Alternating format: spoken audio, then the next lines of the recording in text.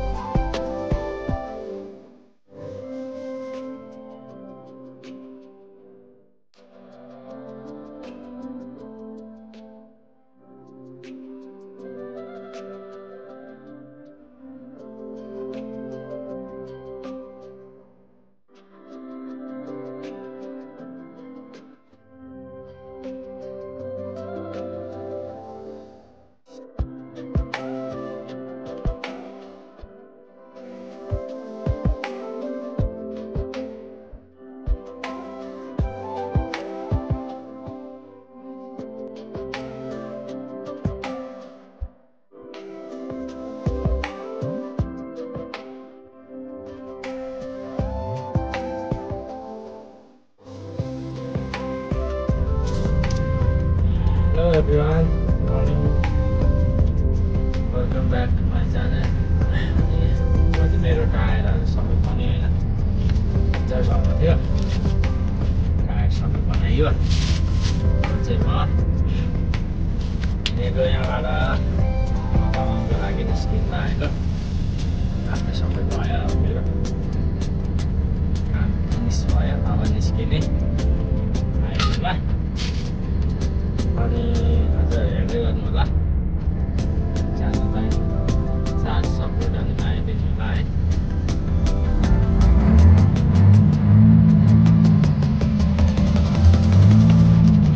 हजुर चाहिँ गाडी पहिला थियो,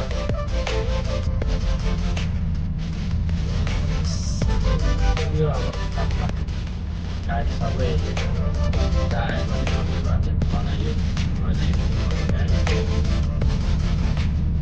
अब चाहिँ हिँडेको है त, यस्तो छ।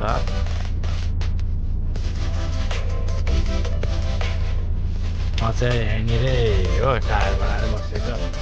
अब मेरो गाडी चाहिँ यहाँभित्रबाट चाहिँ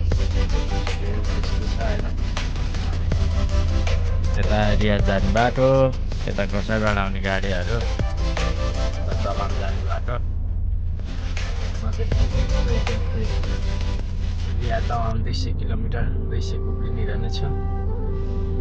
अब चाहिँ यहाँबाट निस्किनु पर्ला सायद। ल साथीहरू, यहाँ चाहिँ बाटो बनाउँदैछ, यस्तो छ सेफ्टी है। म चाहिँ दमानको तर्फ जाँदैछु। गाडी एकदम जाम छ, लाइन छ अगाडि। अब यो बाटोमा ओभरटेक गर्नु पनि गाह्रै छ।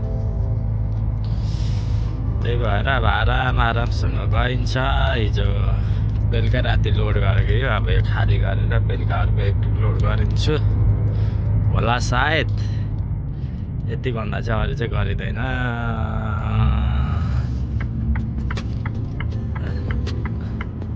यो बाटोमा चाहिँ यस्तै हो। गाडी एक्सिडेन्ट भएको रहेछ।